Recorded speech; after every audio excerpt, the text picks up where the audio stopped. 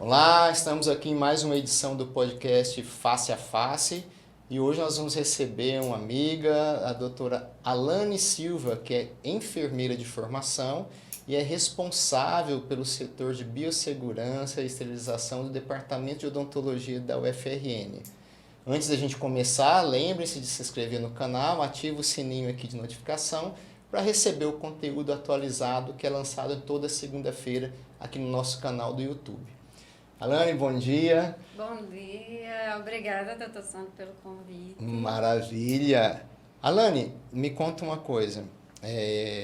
Gostaria que antes de a gente começar a falar especificamente sobre o tema de hoje, né, nós vamos abordar a biossegurança e a importância de biossegurança tanto para os nossos pacientes, mas também para os nossos colegas da área de saúde, que você se apresentasse, mostrasse para o pessoal qual que é a sua atuação. Certo, eu sou enfermeira de formação, né, como você falou. Eu trabalho no departamento de odontologia há 10 anos, quase 11 anos, né, vou fazer 11 anos agora em fevereiro. A minha área de atuação é Centro de Material e Esterilização. Eu tenho MBA nessa área, então eu já domino um pouco mais sobre a área. Mas a minha especialidade é voltada para a parte de odontologia, né? Como assim? Como que é o processamento de materiais na área de odontologia e também da biossegurança, né? Porque lá no Departamento de Odontologia da Universidade Federal do Rio Grande do Norte, nós temos uma comissão de biossegurança, né, que é composta por mim, por outro enfermeiro e também por outros profissionais dentistas e professores lá do departamento. Então, toda essa área que abrange biossegurança e processamento de instrumental. Lembrando que quando eu estiver falando processamento de instrumental, eu estou falando de limpeza, desinfecção, esterilização, armazenamento e todo o fluxo, né, dentro de um consultório ou de uma clínica de odontologia, mas também de outras áreas que a gente sabe que áreas hospitalares, clínicas de estética e outras N demandas, né, que necessitam de material estéril e precisam atuar conforme a biossegurança. Além disso, eu tenho mestrado e doutorado também pela universidade. Não é direcionado à área, né? Foi um mestrado em psicobiologia e doutorado em psicobiologia, mas que inevitavelmente agregou conhecimento para o meu trabalho em si. Então, é basicamente isso o que eu faço. E atualmente, fora o meu trabalho na UFRN, eu venho fazendo consultorias em clínicas odontológicas, especialmente, para quê? Para a gente ver como é que é o funcionamento dessas clínicas, para que a gente possa trazer melhorias voltadas tanto para a biossegurança e especialmente para a parte de centro de material de esterilização da clínica, ou seja, desde a limpeza até o armazenamento, todo o processo, todo o fluxo do material e também verificar se está ocorrendo conforme as normas de biossegurança, conforme as normas da Anvisa, né, se está tudo de acordo, até para a questão de uma segurança do profissional, né, e do paciente, da equipe e uma possível visita da vigilância. Quando o nosso paciente, o nosso cliente, ele busca um profissional de saúde, ele entende que naquele momento que ele vai ser tratado, principalmente odontologia, uma série de instrumentos ou instrumentais eles vão entrar em contato com o corpo dessa pessoa. E obviamente que é muito importante que ele sinta-se confortável e que, mais importante, ele sinta segurança de que ele está trabalhando e está sendo atendido num ambiente de máxima segurança. Para a gente traduzir isso, né, nós estamos falando para profissionais e para pessoas leigas, o que é que se trata, do que se trata a biossegurança? Certo. Então, a biossegurança, o próprio nome já diz, né? Biossegurança é a gente tratar de cuidar de vidas, né? Manter segura a vida. E aqui a gente abrange para o paciente, porque é o nosso foco principal, mas também pensando na sua equipe, pensando no profissional, em todos que vão estar ali no ambiente de saúde. Né? Então, biossegurança é isso, resumidamente mesmo. Mas pensando em garantir isso, que isso realmente ocorra, a gente precisa seguir diversas legislações né? Estar de acordo com elas e quando a gente pensa principalmente nos grandes conceitos da Anvisa, eu vou trazer aqui conceitos básicos de biossegurança, mas que se aplica a toda a realidade de saúde, né? Que é o quê? As precauções padrão. Essas são as principais que a gente precisa observar em biossegurança, que é o quê? Ter o cuidado de tratar o paciente com um instrumental, com um material que esteja adequado, seguro para uso, sem causar qualquer possível eventualidade, né? Como uma infecção, por exemplo, possível pós-infecção após determinado procedimento. Que o profissional ele esteja adequadamente paramentado para que evite infecção cruzada, que é o que a gente chama, por exemplo, que eu passe alguma doença de um paciente para outro através do profissional, e essa equipe também esteja paramentada, e também tomar os outros cuidados, como onde descartar material, pérfuro cortante, ou onde colocar o lixo biológico, para ter o cuidado também com aquele que vai lidar com o lixo biológico. Então, eu dei um exemplo simples das precauções padrão, utilização de luvas, lavagem de mãos, porque é o basicão da biossegurança que a gente precisa manter, né? Mas existe, claro, mil outras questões, mas de uma forma sucinta manter a vida segura e pensando no paciente, no profissional, pensando em quem vai lidar com o lixo, pensando no profissional que faz a limpeza do consultório, da clínica, pensando no recepcionista, pensando em quem está sentado lá esperando para ser atendido. Ou seja, todo mundo tem que estar envolvido primeiro nesse reconhecimento, né? De saber a importância, porque se você tiver alguém nessa cadeia que ignore ou por algum motivo não siga, vamos chamar os protocolos, sim, você vai ter falha em algum momento dessa cadeia, e isso pode resultar num acidente, pode resultar numa infecção cruzada. Vamos tentar aqui fazer isso não ocorre na prática, mas vamos tentar fazer aqui uma pequena divisão. Você hoje é responsável pelo setor, né, fundamental, essencial, num centro de formação de profissionais. Sim. Então lá você já orienta e você já tem uma garantia maior de que essas pessoas sairão cada vez mais melhor preparadas. Depois você tem aquele profissional que já está no mercado de trabalho, que não necessariamente você teve a oportunidade de fazer esse acompanhamento. E você tem o terceiro elo da cadeia, que é o paciente. Eu digo terceiro elo porque no segundo elo, que é o profissional, ele deve cuidar do treinamento de toda a equipe, exato, que aí entra o pessoal de apoio, os colaboradores, enfim. Então nós temos esses três grandes elos dessa cadeia de biossegurança. Vamos começar falando então um pouco aqui dessa etapa onde o profissional está se formando. Qual que é a sua visão hoje sobre o entendimento desses setores no investimento na área de biossegurança?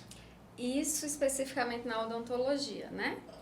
Lá no departamento ou de uma forma geral? Onde você estiver vislumbrando. Veja bem, na área acadêmica, e isso não só para odontologia, certo? Eu observo, até fiz um estudo, inclusive, especificamente para odontologia, da abordagem de disciplinas de biossegurança em todas as faculdades, as universidades federais do Brasil. Isso foi tema do meu TCC do MBA em Gestão de Centro de Material e Esterilização.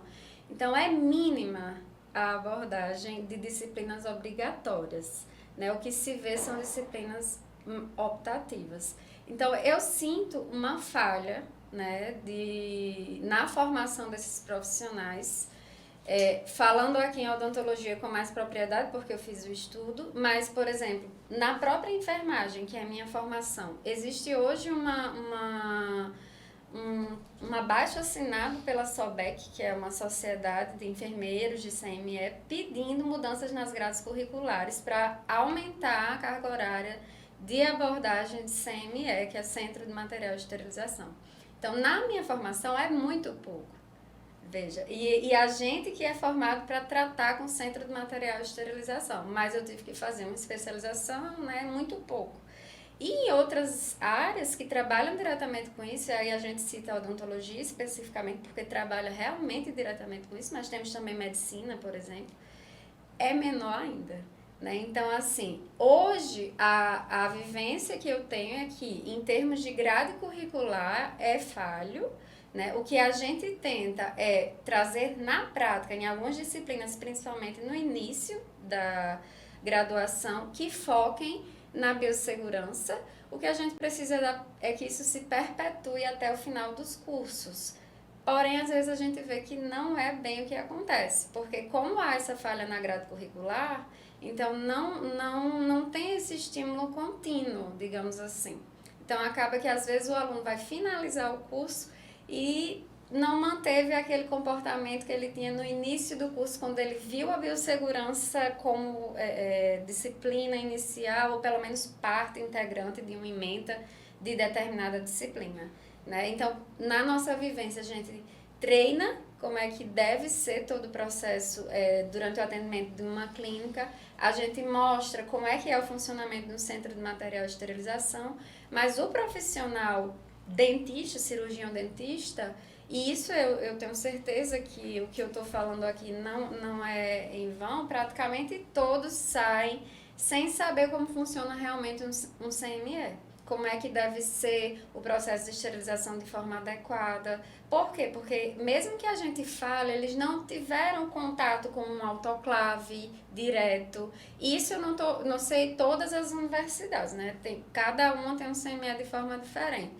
Mas acho que o próprio mercado de trabalho, em que eles vão começar a lidar, e estrutura que não viram, onde que eu devo colocar isso, onde que eu devo colocar aquilo, a própria montagem do consultório, é uma coisa muito difícil para quem acaba de sair da faculdade e iniciar o mercado de trabalho. E eu acredito que isso é uma falha das grades curriculares das universidades.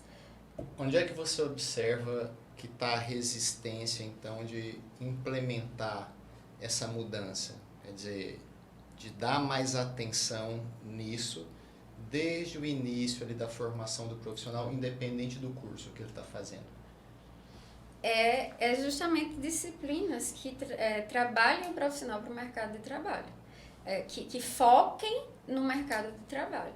Eu acho que há falha em todas as universidades, isso vem sendo até visto agora, porque o profissional ele não sai pensando em ser empreendedor, ele não tem muito, aliás, não é pensando com formação e conhecimento. Assim, claro que sempre a gente precisa especializar, mas pelo menos uma noção, o profissional de graduação, ele precisa sair graduado tendo uma ideia. E eu acho que faltam disciplinas, como eu falei, na grade curricular, que foquem como vai ser quando ele começar a realmente trabalhar numa clínica que venha a ser dele ou num público, digamos assim. Então vamos pegar essa sua fala de um modo bastante objetivo, reconhecendo isso. E você já está durante um bom tempo num determinado local.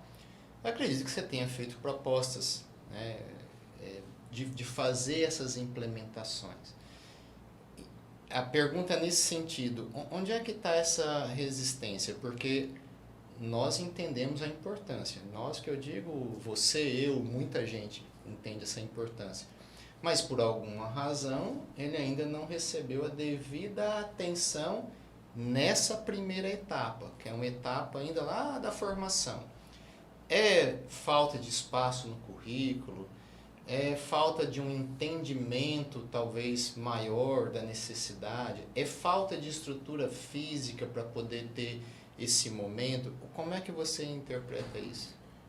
A minha interpretação talvez seja por a dificuldade que é modificar uma grade curricular. Né? Veja que a grade curricular foi modificada recentemente, pensando em odonto, e não foi colocado a obrigatoriedade. Mas algumas faculdades colocam como disciplina obrigatória. Eu sinto uma certa dificuldade por parte dos professores de manterem a cobrança de biossegurança, inclusive com diminuição de nota, por exemplo, porque tem muito essa coisa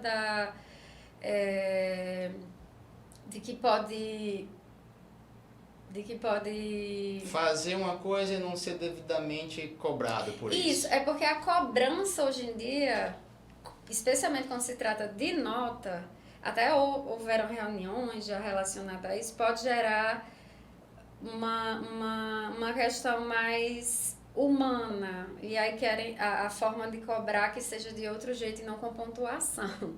Mas eu acredito que em termos de, por exemplo, o aluno se formar e entender a importância de certas práticas, ele precisa ser penalizado se ele não cumprir, certo? Então, eu acho que falta um pouco disso, da penalização correta, da observação contínua, certo?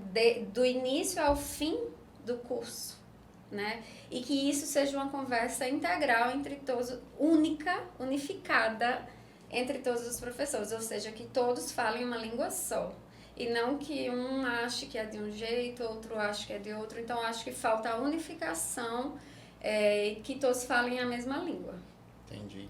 Eu falo de modo aberto isso porque o objetivo aqui do podcast é trazer a informação e nem sempre o tema pode ser tão, assim, leve no sentido de achar que a gente não deva falar um assunto ou outro, não se trata disso.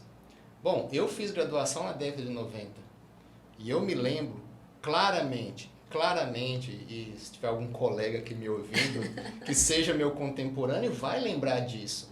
Que tinha uma determinada prática que a gente fazia toda a flambagem. Flambagem, você pegava uma bandeja, colocava lá um álcool e colocava lá um instrumental, claro que não era nada invasivo, mas para um exame clínico, né, um espelho, alguma coisa assim, e que tacava fogo naquele negócio, meio que explodia. As práticas... E eu me lembro claramente que o grande modificador dessa prática foi quando nós começamos, embora tenha começado lá na década de 80, nos Estados Unidos e na Europa, foi a chegada da AIDS, né? E aí isso mudou completamente. E essas coisas elas foram evoluindo e aí os processos foram se modificando. Eu também sou de uma época que ainda existia muito esterilização esterilização. Estufa. Se usava a estufa, né? Hoje praticamente, pelo menos eu estou falando do meu convívio, né? Não conheço todos os cenários. Mas do meu convívio, praticamente 100% dos dentistas hoje já usam autoclave. Sim. No departamento de odontologia, a gente tem uma central de esterilização, modelo, eu diria, né? Eu vejo também um outro aspecto, né? Além disso que você falou, que é verdade, mas também o aprendizado, ele passa pela experiência. Então, como raios você vai fazer aquele conhecimento ficar fixado se, de fato, ele não tem a disciplina para ele receber a orientação e ele não tem um cenário onde ele possa, no mínimo, conhecer uma central de esterilização, uma CME, participar daquelas rotinas, porque hoje o estudante ele chega com o material dele, ele coloca lá e depois ele vai e pega, não é? Então, assim, os desafios nesse sentido eles são enormes e acredito que eles precisam ser modificados, porque a gente vem agora para fase 2, do elo, que é o profissional. Ora, se ele não recebeu esse treinamento numa fase inicial, e você tem toda a razão, ele chega no mercado de trabalho e não é só falta de visão empreendedora. Hoje o empreendedorismo está muito em alta, né? Mas eu acho que ainda está muito numa fase muito inicial. Mas a gente não recebe treinamento. E não a gente, eu tenho muitos colegas médicos, enfermeiros. Praticamente ninguém da área da saúde tem isso. Mas aí ele chega, ele vai começar o negócio dele. E dentro desse negócio, que aí vem o segundo ponto. Ele tem que treinar pessoal de uma coisa que, e eu não estou generalizando, mas que uma grande parte também não recebeu treinamento. Você tem que, no meu caso, e eu falo de experiência própria, né, de montar uma estrutura do zero. E você tem lá legislações e normativas que às vezes elas são confusas. E aí quem constrói? O engenheiro ou o arquiteto. E ele tem que estar conhecedor daquela normativa. Enfim, é um caldeirão que você recebe e tem que resolver o problema. Mas chegando então nessa segunda parte, que é o elo do profissional, e aí falando especificamente de você. Então, se na fase inicial nós temos essas limitações, a particularmente, você criou uma alternativa para o profissional, né? Porque Exato. você Exato. presta consultoria para esses profissionais que estão ou iniciando ou já têm um consultório montado, Isso. mas que sente a necessidade, que foi o segundo motivador, que foi o Covid, né? Que Isso. pegou todo Depois mundo. do HIV, a Covid. Exatamente. Aí fala um pouco disso agora. Como é que você está tentando, ou como você está efetivamente atuando nesse nicho agora? Certo. Então, a minha visão veio da graduação, né? Que eu percebi que havia uma falha justamente nisso aí. Por mais que apesar de não ser professora da universidade, eu acho que o senhor viu, muitos treinamentos fui eu que fiz, né? Como servidora, porque a gente pode colaborar com isso.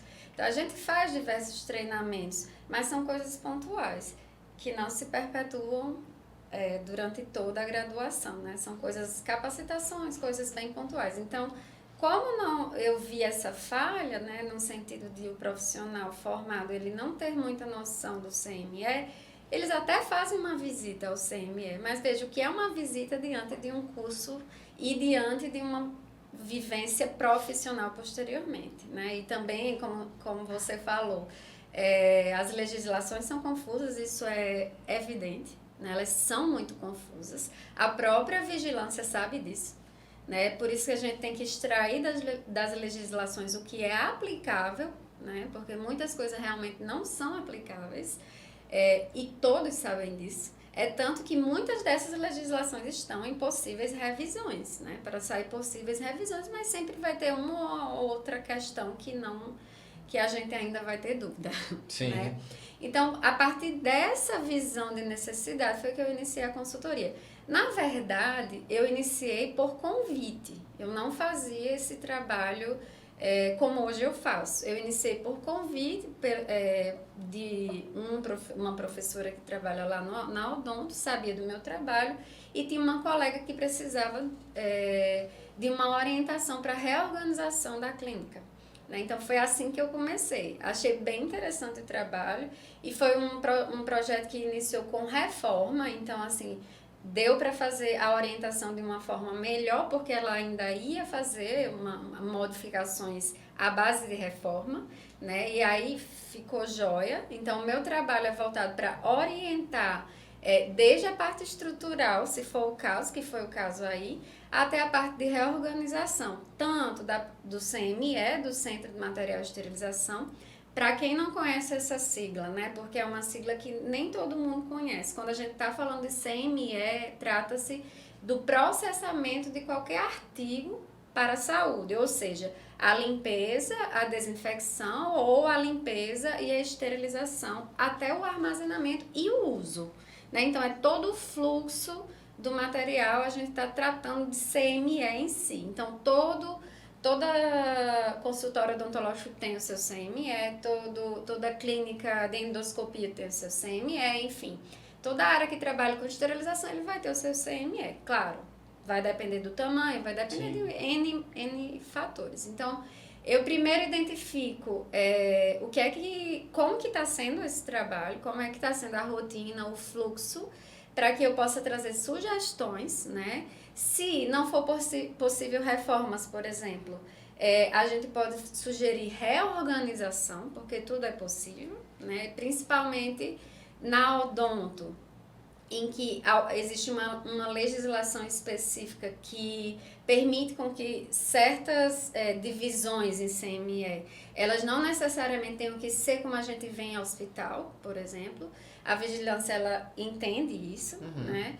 E a gente seguindo esse fluxo de materiais de uma forma adequada, a gente consegue trazer o funcionamento mais eficaz, né? Ou seja, o produto final, que é a qualidade do produto e a segurança do paciente e da equipe, de uma forma mais eficaz, certo? Então, eu vejo essa deficiência, se ela houver, faço sugestões de modificação de rotinas, posso fazer sugestões de aquisição de materiais, se o profissional puder adquirir, né? Porque nem sempre todo profissional, até porque demanda gasto.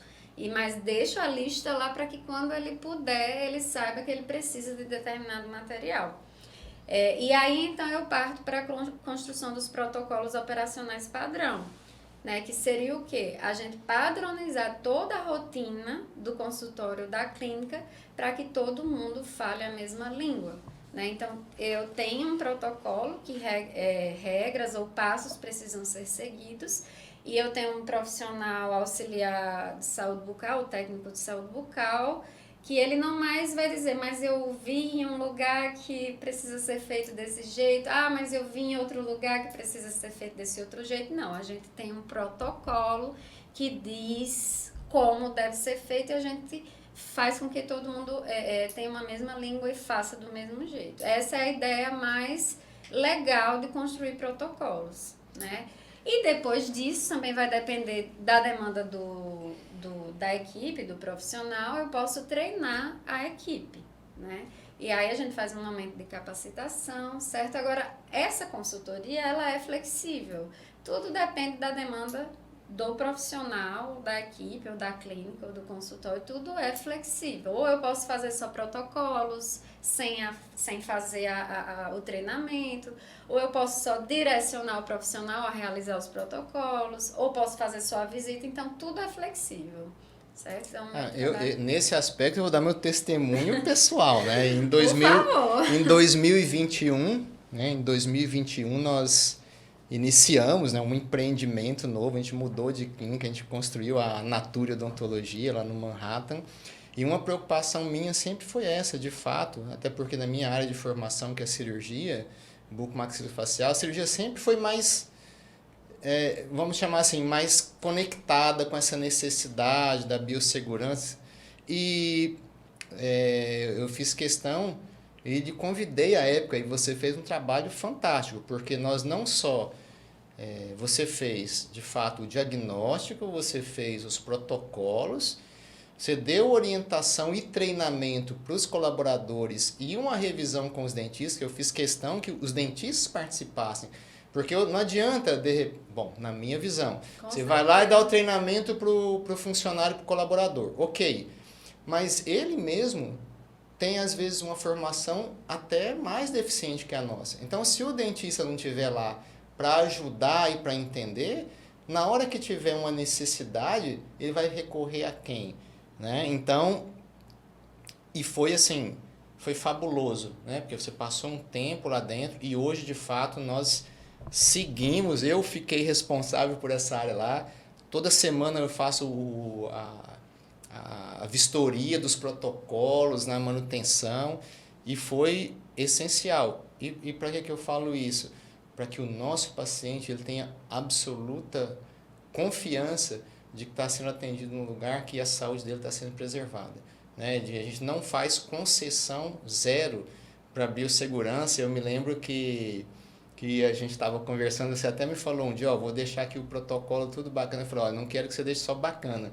Você pode fazer isso e o que eu preciso fazer mais em termos de investimento, porque isso não é custo, isso de fato é investimento. Porque você se protege como profissional, você protege os seus colaboradores e você protege o seu cliente que está indo lá no consultório e ele não quer ir para o consultório para receber um tratamento e eventualmente sair lá com algum tipo de infecção. E muita gente fica preocupada, né? Covid, AIDS, mas a gente sabe que tem uma série de outras doenças que elas podem até ser transmitidas de uma maneira mais fácil, né, do que essas severas. E eu me lembro demais que quando a Covid se instalou na vida das pessoas e se instalou nos consultórios odontológicos, né, porque era uma das áreas críticas, porque a gente trabalhava diretamente na boca e próximo ao nariz, enfim, vias aéreas, e a gente, de certo modo, usava muitas das rotinas que naquele momento foram implantadas como uma novidade, que para nós realmente não era. Eu falava muito lá no consultório, a gente já usa o equipamento aqui de proteção individual, a gente já usa o material descartável. O que aconteceu foi que aquilo virou uma situação realmente de pandemia que pegou muita gente despreparada, inclusive com falta de insumos para todo mundo trabalhar. Com certeza. Então, isso foi muito foi muito crítico naquele momento. Mas voltando ao foco, de dizer que eu sou um testemunho e um entusiasta de que as pessoas deveriam aprimorar esses processos de biossegurança. Claro que existem outros, né? Hoje em dia todo mundo está reconhecendo a necessidade de conhecer mais de administração, de finanças, de empreendedorismo, mas biossegurança num estabelecimento de saúde ele é essencial, porque está ali rodando o tempo todo. Então, até parabenizar você pelo trabalho, né? E foi uma iniciativa fabulosa essa de você prestar assessoria, porque a gente já viu que lá atrás muita gente não tem oportunidade, mas isso não significa que ao iniciar um trabalho ele não possa corrigir isso, desde que ele receba esse suporte e a partir daí ele possa desenvolver. E aí pegando agora o terceiro ponto daquele elo que é o paciente. Bom, você eventualmente já foi ao dentista, né? Você eventualmente já ficou nessa posição de paciente. Como é que você acredita que é a percepção de valor do paciente quando ele chega, então, nesse tipo de estabelecimento? Ele reconhece, assim, ele reconhece essa necessidade? Ele é capaz de visualmente captar algum sinal, captar alguma informação que ele fala, aqui tá legal, aqui não tá? De opinião sincera, nem todos. De opinião sincera, nem todos os pacientes eles são capazes de reconhecer, até porque são leigos em muitas questões, né? Mas, de uma forma geral, eu até tenho um exemplo de uma colega que foi ao dentista. E uma das coisas que mais chamou a atenção nela foi porque, porventura, o marido também ia ser atendido. E ela observou, por exemplo, que o mesmo babador que foi utilizado nela foi tirado dela e colocado no marido. Então, uma coisa simples que eu acho que não precisa entender muito para perceber que isso é um comportamento totalmente não biosseguro. É como lavar a mão. Exatamente. Que é básico. Certas observações todas as pessoas conseguem fazer. Por outro lado, muita gente tem receio de dentista, né? Isso, infelizmente, acontece, né? E muita gente vai lá, fecha o olho e não quer nem saber o que é que está acontecendo. Apenas abre a boca e esse tipo de paciente talvez não perceba tanto, né? Ele vai na confiança. Mas, de uma forma geral, acho que isso, principalmente hoje, por causa da Covid, vem mudando mais o paciente, tá? Em termos de percepção. Porque hoje já se foi mais disseminado os cuidados que a gente precisa ter para evitar contaminação de determinadas doenças, eu digo para pessoas leigas, né? E acabam prestando mais atenção, né? Então, isso acaba valorizando mais o ambiente, no caso, o consultório, daquele profissional que se preocupa com esse tipo de atividade, né? De melhoria na biossegurança e tudo mais. E cabe a nós, profissionais, também mostrar ao nosso paciente, né, que ele ali está sendo tratado dentro de uma filosofia que preza por isso, que preza pela biossegurança. E claro, nós entendemos que existem outros tópicos que estão mais na moda, mas parece que isso deixa de lado, e não é, né? Isso é uma área que se o profissional também ele fizer questão de demonstrar para o paciente, ele vai agregar valor no tratamento dele, né? Isso falta às vezes. Eu acho que o profissional que se preocupa, ele tem que mostrar para o paciente que se preocupa. Então, olha, eu estou aqui trocando determinado material, olha, eu estou fazendo isso, olha, aqui o consultório é assim, até mesmo mostrar como é o seu centro de material de esterilização. Exato. Mostrar ao paciente que aquele consultório se preocupa com a segurança dele. E isso vai mudar a visão dele com relação ao que é um consultório, o dentista ou o profissional que se preocupa com a segurança dele. Porque enquanto o profissional não fizer isso, esse tipo de mostrar para o paciente que não entende, né, que ele realmente cuida dele em todos os aspectos, não só em deixar em corrigir as questões que o dentista, né, trabalha, mas em todos os outros aspectos, quando ele começa a mostrar, ele está valorizando o trabalho dele, fidelizando, né, o cliente, e ele não vai mais frequentar qualquer consultório, né, ele vai saber aquele consultório que valoriza a biossegurança. Também acho que falta um pouco disso, nem todos os que realmente se preocupam fazem isso. Divulgam, né? e Ou educam, divulgam, né? Exato. E educam, Exato. porque o paciente ele também precisa disso, desse tipo de educação, para que ele entenda que... Eu vou dar um exemplo. Quando a pandemia ainda não... estava naquela fase um pouco mais crítica, era muito comum, por exemplo, um paciente chegar com uma acompanhante e às vezes um acompanhante querer entrar. É meio tradicional isso, né? Traz uma tia, ou, enfim. E naquele momento foi bem mais fácil de falar, olha, só pode entrar um por vez por causa disso. E essa compreensão ela já estava instalada porque os pacientes entendiam isso. Passado, né? E é natural, passado aquela fase crítica, hoje... alguns daqueles pacientes que foram atendidos durante a época do Covid, eles mesmos já assumem esse comportamento. Quando eles vão com o acompanhante fica na recepção e ele entra sozinho, a não ser quando é uma criança, que o pai precisa entrar junto. Às vezes na primeira consulta, que vai um adolescente, o pai precisa da informação, precisa passar a informação. Mas tudo isso foi muito importante.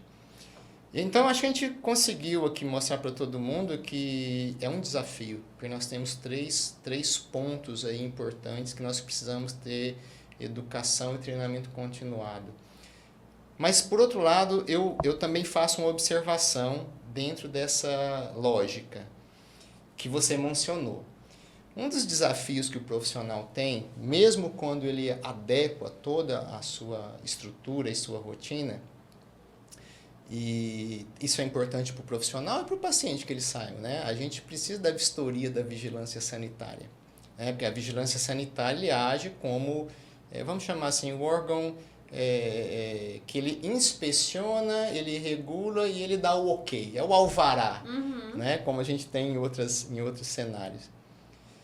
E eu me deparei com uma situação que é um desafio, porque a vigilância sanitária natal, ela não tem, isso é um fato, um quantitativo de profissionais que possam atender as demandas dos cirurgiões dentistas.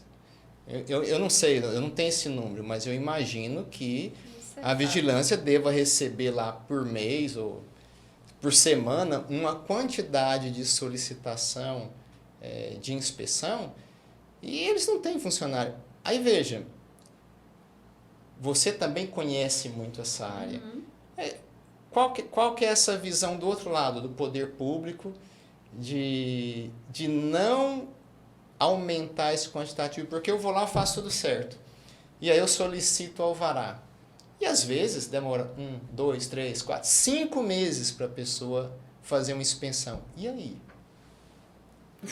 Você falou que não queria assuntos delicados, né? Eu coloquei um assunto aqui, mas que eu acredito que muita gente que vai ouvir a gente tem essa dúvida. Infelizmente, isso é uma realidade e não é só Natal, né?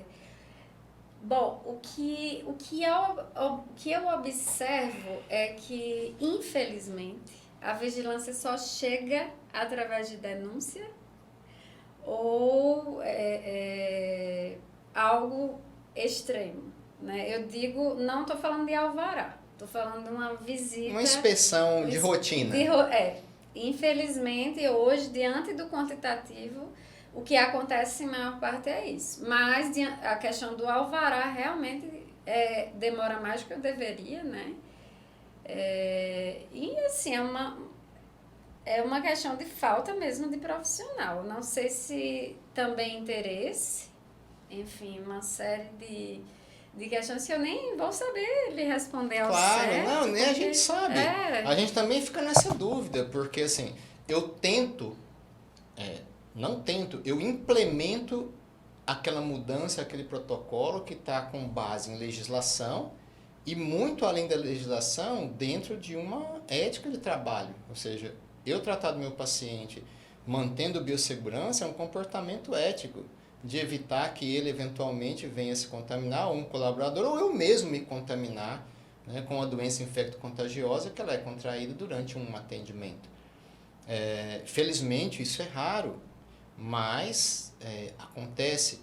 Então veja, se esses órgãos de regulação eles não dão essa atenção, você faz todo o seu preparo e às vezes você fica travado. Eu vou lhe dar um exemplo aqui, que eu não sei se algum outro colega já passou por isso, de certa ocasião,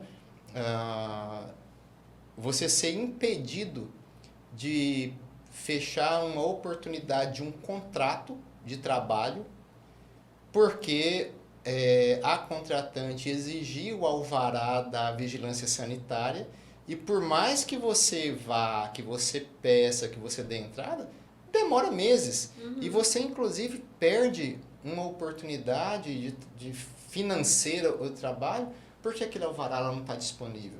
Então, assim, né, nós temos aí um cenário, um ambiente que ele é extremamente complexo, né? E não só isso, dá abertura para a gente ter consultórios totalmente fora de regularidade e abertos e funcionando normalmente por aí. E funcionando. Né? E trazendo prejuízos, enfim. Eu tenho até receio da... Bom, é um pouco fora do assunto que eu vou falar, mas é dentro também. Por exemplo, os consultórios odontológicos que estão voltados mais para a área de estética, certo? Mas eu vou citar um exemplo específico como a lipoaspiração de papada. Né? Aquela cânula ela é muito difícil de limpar, por exemplo, falando como enfermeira de CME.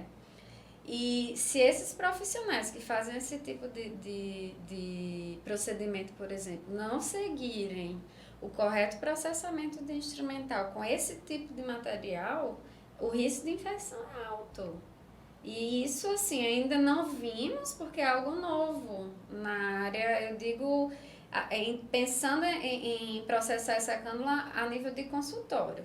Porque você não tem, em consultório, dificilmente uma cuba ultrassônica com jato intermitente, que essa é a exigência para essa cânula. Geralmente a gente tem uma cuba ultrassônica comum no consultório odontológico. Então, muito preocupa a gente essa abertura para lipoaspiração de papada, pensando no processamento dessa cânula especificamente. E aí, se eu não tenho vigilância atuante, aí a gente não sabe o que é que pode vir ou não, enfim, a acontecer, citando um exemplo preocupante, porque ligando a lipoaspiração, né, de barriga comum, a gente sabe que o índice de infecção é alto porque justamente é difícil a limpeza das cânulas de lipoaspiração, mesmo no hospital que tem tudo adequado. Né? Claro que é menor, eu sei, mas mesmo assim o lume é estreito, o diâmetro é estreito. Então preocupa muito a abrangência e a falta de cuidado cuidado sim, e inspeção da vigilância com esse boom que a gente está tendo aí de diversos outros procedimentos também. E aí temos que avaliar o material que é utilizado, como é que é o processamento, enfim. É uma coisa que eu particularmente adotei muito tempo, não usar nenhuma aquelas cânulas de sucção metálica, porque tem aquele lume. Eu sempre achei aquilo muito difícil de limpeza, né? Porque tecnicismo, mas você mesmo enfatiza muito isso, né? Você não esteriliza nada que não esteja limpo. Exato. Então, se você já tem uma dificuldade na limpeza, a esterilização vai ser falha. Exato. E eu joguei aquilo nem fora, eu aboli o uso daquilo, o meu é todo descartável. Mas a gente entende que, por outro lado, e em algum nível isso acontece, né? Não estou generalizando de modo algum, mas a gente sabe, do mesmo modo que você citou esse exemplo, né, de não trocar às vezes o babador, a pessoa pensa no custo, né? E aí ele não quer fazer um investimento onde envolva ou um equipamento ou uma terceirização de um processo desse, e às vezes corre o risco, né, de ter esse tipo de material. Me lembro, está me fugindo um pouco aqui, é aquela história lá do pedicure, do manicure, quando não se falava em esterilizar os alicates, as tesouras, né? e ali o tempo todo entrando em contato com tecido biológico. Se aquilo não estiver muito limpo, esterilizado, o risco existe. A gente sabe que cavidade bucal é uma área, né, contaminada, mas isso não isenta e de modo algum deve ser utilizado como um artifício para não querer essa rigidez nesses processos, né, de biossegurança. Claro, porque fere, né? Praticamente todos os procedimentos eles ferem a mucosa, né? Então atinge, querendo ou não, áreas adjacentes que podem alcançar a corrente sanguínea, enfim. E outra coisa, né, Luana? Eu me lembro também que, voltando só um pouquinho mais nesse tema do Covid, que é importante se falar, os profissionais da odontologia, eles foram, de certo modo, usar uma palavra aqui um pouco mais forte, assim, massacrados, porque eu me lembro demais o custo dos insumos, não é exagero, em algumas áreas chegou a 200%, 300%, porque ele gerou uma escassez muito grande e, obviamente, que eu não sei se deliberadamente ou não, né, os fornecedores, de certo modo, claro, eles tiveram que fazer isso, isso é do jogo, eles tiveram que aumentar também os valores, mas nós tivemos a impressão de que quando chegou uma determinada época que já estava mais tranquilo, ainda deu uma alongada. E isso gera um custo gigantesco, né, para a operação, para o ambiente. Eu acho que foi muito por medo, creio, de início, acredito que foi falta de conhecimento real, assim. Até mesmo hoje a gente sabe que não é bem como se era vista a questão da transmissibilidade. Os estudos foram acontecendo, realmente o cirurgião dentista, principalmente o que trabalha, né, no privado, que tem que custear isso, ele sofreu muito porque de início estava absurdamente caro. Mas muitas coisas também, muitos desses EPIs, eles já eram preconizados, né? Assim, já era para existir em algum nível. Por exemplo, eu tenho um livro de biossegurança específico para odontologia que é de 2006. E nesse livro de biossegurança já se exige avental descartável, protetor facial, os óculos de proteção, a depender varia, e os demais. Né? Então, assim, na verdade é porque não se segue bem essa questão, a gente sabe, da utilização desses EPIs. Tudo bem que realmente no coronavírus, na pandemia crítica, era praticamente inacessível, né? A gente viu a dificuldade que foi também para iniciar na própria universidade, por falta de insumo. Falta de insumo, total. Imagine também no privado, né? Mas também tem esse outro lado. Talvez se a gente já tivesse mais preparado, porque já era preconizado, né? É tanto que o pessoal questiona muito, como enfermeira da biossegurança lá da odonto. Mas vamos tirar isso, vamos tirar aquilo. Gente, isso está na odontologia há muito tempo. Concordo. Aquele manualzinho lá da Anvisa, o amarelinho, que é de 95, 96. Já preconizava tudo isso, porque não é só coronavírus. A gente tem uma série de outras doenças respiratórias que, né... Eu vou citar exemplos da minha vivência. A gente tem muito acidente com respingo ocular, na área do globo ocular. Né? Por quê? Porque o aluno deixou de usar um protetor facial, ou porque não estava usando apenas o óculos de grau e acabou respingando pela lateral, porque o óculos de grau ele não tem a proteção lateral. Não tem. Né? Então, são situações que acontecem diariamente. Né? E demais, por exemplo, a utilização do avental durante a lavagem do material, porque é de responsabilidade do aluno, de ser o avental mais grosso, porque o fino, enfim, eventualmente uma bata, ela também não evita um corte mais profundo, digamos assim. Então, na verdade, o EPI de odonto ele já era preconizado, apenas foi reforçado. É isso que eu digo, tanto que quando a gente dá... Não estou dizendo que os outros não usavam, não é isso, mas ainda a cirurgia como usava isso com mais rotina, então quando chegou aquele lá tem que usar, para nós não foi uma grande alteração. Foi mais no sentido de captar aquilo, de organizar. E o custo aumentou. E o custo aumentou demais. Mas esses assuntos me puxaram 3 coisas aqui que eu vou falar na sequência. O primeiro deles é assim, notificação. Claro, se eu tenho lá um evento no consultório, que seja um acidente com um pérfuro cortante do colaborador ou do profissional, ou eventualmente o paciente que ele foi atendido e ele chega para você uma semana depois e fala, eu estava com tal coisa, mas não sabia aquela hora. Como é visto esse... Primeiro, existe um sistema hoje de notificação oficial das secretarias municipais ou estaduais, e se os profissionais estão a par desse sistema e como eles implementam isso no consultório? Se eles estão a par, deveriam estar, porque existe, sim, existe. Nós temos um hospital de referência do estado, que é o Giseu da Trigueiro, que é para onde os profissionais devem se direcionar em caso de acidente com material pérfuro cortante ou algum material com acidente biológico de uma forma geral. No caso, se for um paciente fonte conhecido, no caso o paciente presente, ele precisa, né, ter aquele cuidado e conversar com o paciente, explicar o que aconteceu, porque o ideal é que o paciente vá junto com ele até o Giseu da Trigueiro, para que lá eles façam a avaliação, os dois precisam fazer uma avaliação e a notificação é feita pelo próprio hospital de referência, no caso falando aqui Natal, certo? Claro que, porque nós temos o hospital de referência aqui, então se determinadas outras regiões têm o seu hospital de referência, normalmente em outras cidades vão para a área municipal, né? A depender, pode ou não enviar para o Giseuda, vai depender da avaliação dos resultados. Mas aqui a gente tem a facilidade de ter o Giseuda, a Natal, pensando em Natal, e esse é o sistema, né?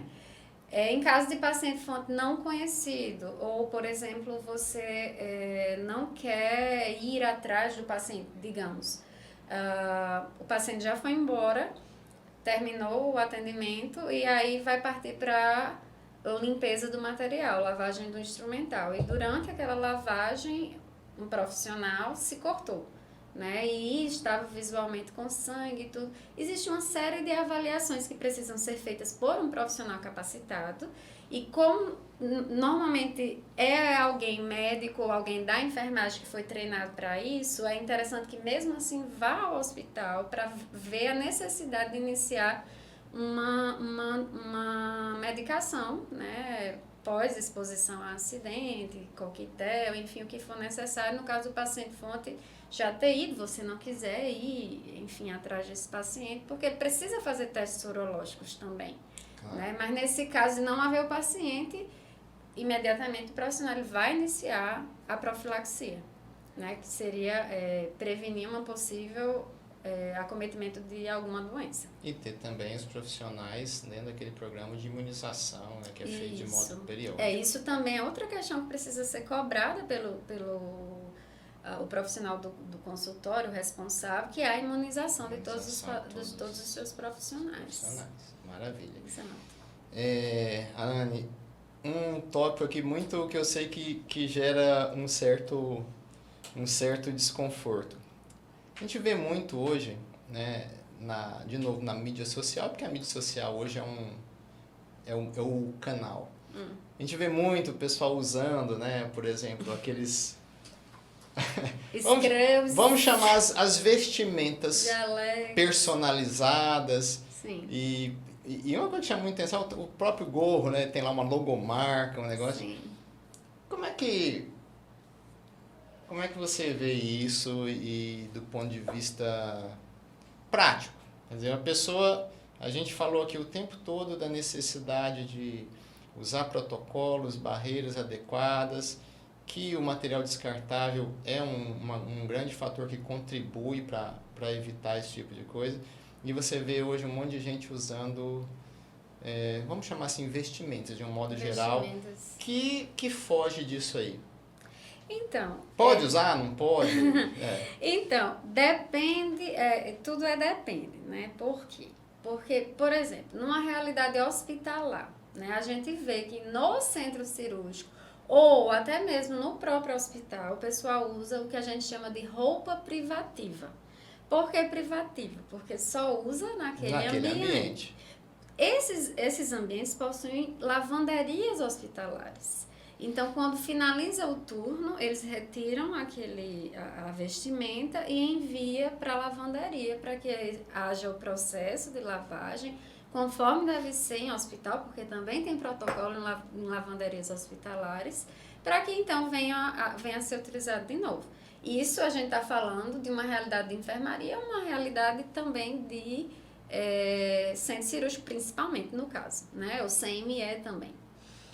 Mas, na realidade de clínicas e consultórios que não possuem lavanderia, a questão é, aquele profissional, ele está usando a vestimenta que atendeu o paciente e sai na rua com aquela mesma vestimenta para fazer outras atividades que não sejam do consultório, ou seja, atividade de saúde, a gente sabe que isso está totalmente incorreto, né? Por quê? Porque a roupa, ela vira um veículo de transmissão, não, mas ela carrega micro-organismos que, a depender de onde você esteja, você pode causar alguma transmissão. Não sei exatamente aonde ou em que, mas vai no supermercado e toca na roupa, a roupa está contaminada, não lavou a mão, aí toca no produto que vai comprar e assim a gente tem uma disseminação maior de micro-organismos. Então, você está colaborando para a disseminação de micro-organismos. Agora, é uma situação específica que usa como farda. Aí leva para o ambiente de trabalho, troca e depois coloca a roupa novamente de ir para casa. Isso aqui é o ideal, certo? Se for como farda que dê para lavar em casa, mas lá no trabalho ele vai colocar um outro descartável por cima, enfim, aí é uma farda, mas não é uma roupa privativa, porque ele vai lavar em casa. Certo? Ele não pode expor a uma contaminação excessiva, porque toda roupa de contaminação excessiva, que é o caso do consultório, digamos assim, não é legal a gente estar lavando em casa, porque você também está levando contaminação para casa. Então, é interessante que você troque, coloque no saquinho e coloque a roupa comum, né? Que não seja o seu, digamos, fardamento de uso no trabalho, mas sempre se coloca um jaleco, digamos, ou o jaleco de trabalho, se for para um exame clínico simples ou uma consulta, ou o descartável, se for fazer um procedimento. Né? A grande questão aí é de ter ou não uma lavanderia privativa, se você vai trocar a roupa, ela vai ser lavada lá, ou se você vai usar como uma farda, mas vai usar outra proteção por cima. Né? Que no caso é o jaleco descartável, digamos assim. Eu sou fã de descartável. Eu, assim, na minha visão, o método que mais evita esse tipo de ruído em qualquer cenário é o descartável. Porque, veja, eu me lembro demais, muitos anos atrás, era o tal do avental, a bata, né? Eu botava a bata e saía no meio da rua. Eu lembro demais, eu lá em São Paulo, na década de 90, fazendo residência. Aqui também. Porque São Paulo tinha uma desculpa que era frio. São Paulo era friozinho pra galera sair com aquele avental, mas aqui é muito quente. Acontece. Depois teve uma mudança, né? Um pouco dessa mudança para aquele pijaminha lá que o pessoal começou a utilizar. Então você vê que independente de um do outro, esse cenário ele é possível. E quando você usa ou sua roupa normal ou esse pijama, e você chega no local de trabalho e bota o descartável, atende, depois tira, e isso você minimizou. Mas, só para a gente encerrar, para não alongar muito, mas eu acredito que esse é um ponto que gera muita discussão, gera muita dúvida. Que a gente vê na rua, né? Por que ainda os órgãos responsáveis por esse tipo de controle, do mesmo modo que eles controlam outros protocolos e outros procedimentos, não adotaram talvez uma postura um pouco mais assertiva em relação a isso. Então, olha, se eu estou num ambiente X, isso aqui só pode ser utilizado aqui e pronto. Se eu estou entende? Para cada cenário um tipo de coisa. Porque acho que isso ajudaria bastante, minimizaria muito essas variações que tem entre um lugar e outro. E eu me lembro quando eu tive a oportunidade, não só eu, muita gente que foi e que teve a oportunidade de visitar outros serviços fora do país, que essa história, inclusive daquele pijaminha, não estou dizendo que é certo, que existe também a questão cultural. Porque em muitos lugares fora, uma coisa que me chamou a atenção muito, de hospital não usar propé. Lembra do propé, vestir o propézinho no sapato? A gente conheceu algumas situações. Então, o que eu quero dizer é que não é o que quem está certo ou que está errado. Eu estou querendo dizer que tem muito ruído nessas normativas e talvez havendo uma instrução, sei lá, de um Ministério da Saúde, de um conselho, talvez pudesse minimizar. Queria ouvir sua opinião a respeito verdade disso. É que existe muitas instruções relacionadas a isso. É como você falou, instruções. A questão é colocar em prática. Pronto, o exemplo da universidade. A gente admitiu a utilização do pijama cirúrgico desde que o aluno colocasse para atender em clínica. Mas você observa, eu observo, vários alunos não seguindo isso. Então, assim, não é fácil controlar. O aluno que ainda não é um profissional, né? E a gente vê profissionais que já têm a prática diária, que fazem isso também. Então, assim, a questão que eu vejo é o controle é muito difícil. Mas instruções existem. Você usou o exemplo do propé, né? Mas o propé, ele não é um EPI, né? Inclusive, tem instruções relacionadas a isso. Na verdade, ele só já se sabe que ele minimiza a sujidade pelo ambiente, mas ele realmente não é obrigatório. Talvez por isso que você tenha visto muito. Lá na Odonto, por exemplo, não é obrigatório e tem respaldo para isso. Mas a gente lá no CM, eu oriento que use só para minimizar a sujidade do chão. Mas, tipo, o calçado ele não vai minimizar a questão da contaminação, digamos assim. Até nem entendi de início porque que na pandemia em alguns locais foi exigido. Mas é mais a minimização. E talvez também, penso eu, apenas como um exercício aqui de divagação, que pode ser que parte dessa situação de não exigir ou de não ter tanto controle, eu não sei, talvez a evidência de que a pessoa sair daquele local com um determinado, como chama, o pijama, e Sim. circular em outro lugar, eu não estou dizendo que não tem, mas talvez por não ter tanta notificação, Pode ser também. aí deixe isso mais vago, né? É porque as pessoas reagem muito também ao fato. Mas aquilo tá uma coisa muito... hoje, por exemplo, ninguém aceita mais você fazer um atendimento sem luva, né? Sim. E eu sou de uma geração que a luva estava sendo introduzida, não é verdade? A gente olha em material antigo, né? Material antigo, vídeos no YouTube antigos que tem lá sem luva, né? Mas claro que tudo isso a gente traz no sentido de esclarecimento e de buscar essa vigilância que deve ser constante. Eu acho que o mais difícil mesmo é controle, doutor Sandra. Instruções nós temos, muitas confusas, sim.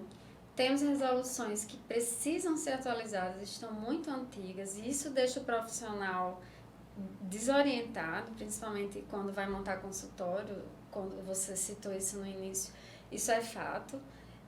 Mas controle, talvez, creio que pela questão de ser difícil a quantidade de pessoas para fazer esse controle, por exemplo, voltando ao exemplo da odonto, se não houver uma pontuação negativa do aluno que sai da odonto com pijama, né? Entendi. Como que vai haver esse controle? Porque eu, enquanto enfermeira, não tenho condição de estar parando todo o aluno que eu vejo ou os outros integrantes da comissão. Ninguém tem condição. Então, precisa de um sistema de controle. Eu acredito até que seja um movimento cultural. É Na hora que a gente instituir, né, aquela cultura para uma determinada rotina, e a gente sabe que isso vai acontecendo ao longo do tempo, mas na hora que ela chegar bem encaixadinha, mudando nesses 3 cenários de comportamento, eu acredito que a gente vai ter uma melhora muito grande. Mas, Ana, obrigado por você ter vindo aqui hoje. Eu já tomei muito do seu tempo. E antes da gente encerrar, queria abrir para você, se você quiser fazer alguma consideração, falar um pouco aí da sua assessoria, porque é extremamente relevante, né? Eu mesmo já fiz e vale muito a pena. Eu sempre, quando tem um colega, eu indico. Mas que você falasse um pouco disso aí para a gente encerrar. Tá certo. Eu que agradeço, doutor Sandro, pelo convite, né? É sempre bom a gente conversar sobre assuntos que são relevantes para a sociedade, mas que infelizmente às vezes ficam um pouco de lado, né? A biossegurança é um exemplo disso. Até quando eu estava conversando sobre a montagem de um futuro curso, nem vou falar muito porque ainda é futuro, quando a gente coloca a palavra biossegurança, parece que gera receio, aquele pensamento de coisa chata, regra demais ou coisa desse tipo. Então ainda há, eu até fiz um post bem já antigo no Instagram que é a importância de deschatificar a biossegurança, porque a gente tem muito encruado essa coisa que biossegurança é coisa ruim, né, para que vai dar trabalho. E esquece de pensar que, na verdade, é o positivo, a consequência positiva para você enquanto profissional, como para a população de uma forma geral. Né? Vou deixar aqui o meu recado, né? Eu faço consultoria, assessoramento, já fiz na clínica de Dr. Sandro e doutora Ralissa.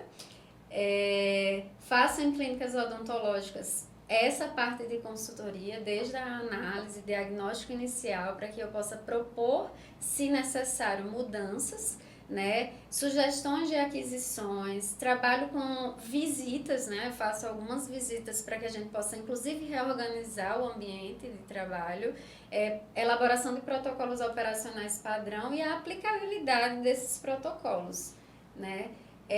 Também trabalho com mentorias, né? Aí já é um trabalho mais individualizado, vai depender da demanda do profissional, ela é individual, certo? Então, às vezes com profissionais da enfermagem, às vezes com profissionais da odontologia. E aí é só dar uma olhada lá no meu Instagram, @enfa_Alane Medeiros, certo? E aí fiquem todos à vontade para conhecer. E mais uma vez, obrigada, doutor Sandro. Obrigado, Alana. Nós vamos deixar aqui no canal os contatos da doutora Alana para quem quiser acessar. E antes de me despedir por esse podcast de hoje, relembrando, se inscrevam no canal, precisamos aumentar os nossos inscritos no canal e deixar a sua notificação para receber o conteúdo atualizado e comentários. O canal ele vai crescer também a partir do comentário de vocês. Se vocês quiserem sugerir temas, debater o que foi falado, a ideia é ser um ambiente onde a gente pode trocar bastante informação. Então é isso e até a próxima.